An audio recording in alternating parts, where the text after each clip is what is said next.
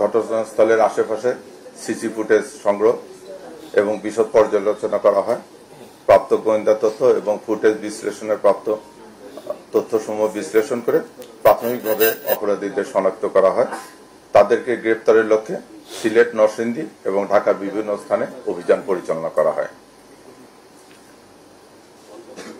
ঘটনার এক পর্যায়ে নরসিংদী ও ঢাকার বিভিন্ন স্থানে অভিযান পরিচালনা করে ঘটনার সাথে জড়িত 5 জন আসামিকে গ্রেপ্তার। ঘটনায় ব্যবহৃত সরবরাহকৃত অর্থ, ঘটনায় ব্যবহৃত মোটরসাইকেল, 2টি পিস্তল, তারপরে আপনার অস্ত্রগুলি উদ্ধার করা হয়।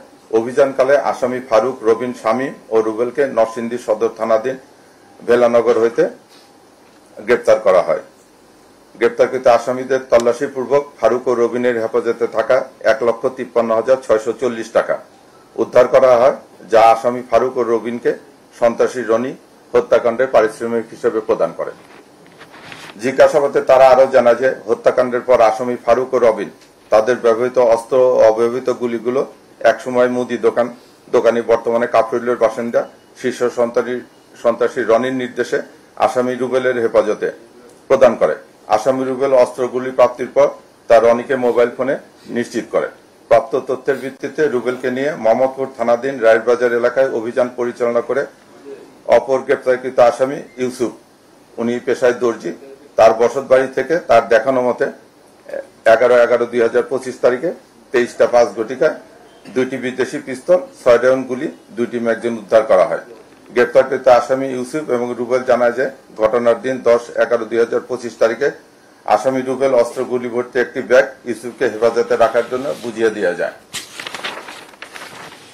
আসামিদের জিজ্ঞাসাবাদে জানা যায় যে সন্ত্রাসী রনি কর্তৃক আসামি ফারুকের সহায়তায় মামুনকে হত্যার একাধিক পরিকল্পনা ও প্রচেষ্টা গ্রহণ করা হয় এবং আগের পরিকল্পনাগুলো ব্যর্থ হওয়ার পর তখন তারা আগামী 10/11/2025 তারিখে ফারুকের হত্যাকাণ্ডের জন্য বেছে নেয়। ওই দিন নিহত মামুনের মামলায় হাজিরা দিন ধার্য ছিল।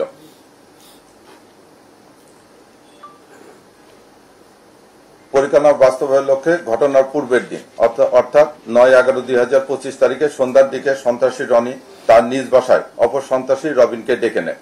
রনি জানায় তার সঙ্গে ফারুক, সুমন, কামাল সহ আরো 2-1 থাকবে, তারা মামুনকে হত্যা করবে।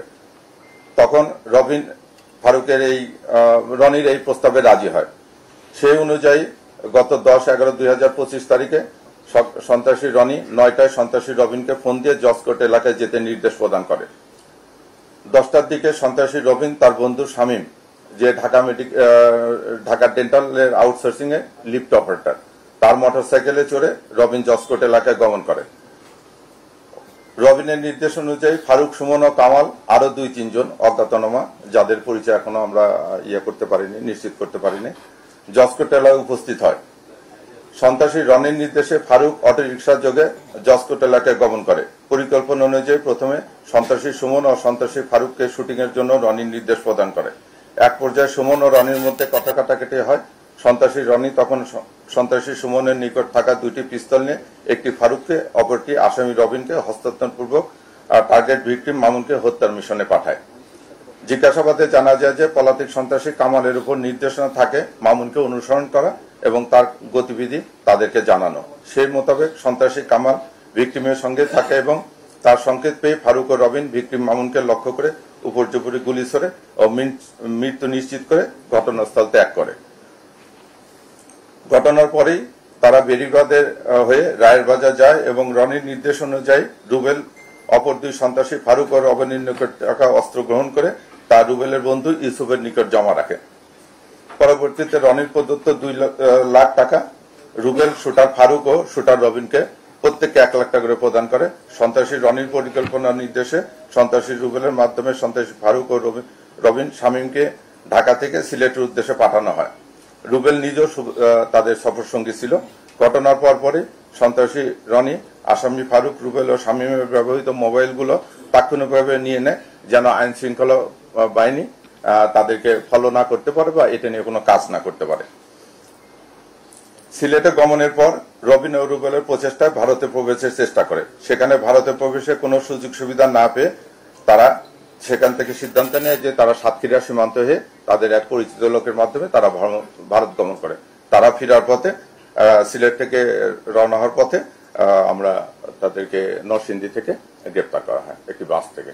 আপনারা জানেন যে ছবি দেখা গেছে, ক্যাপ করা যে ছবি সেটা হচ্ছে রবিন, আর চুল বরাবর আলা যে ছেলেটা সেটা হচ্ছে ফারুক, যার একটা টাইটেল আছে যে কুত্তা ফারুক নামে তাকে আন্ডারওয়ার্ল্ডের সবাই ছিল।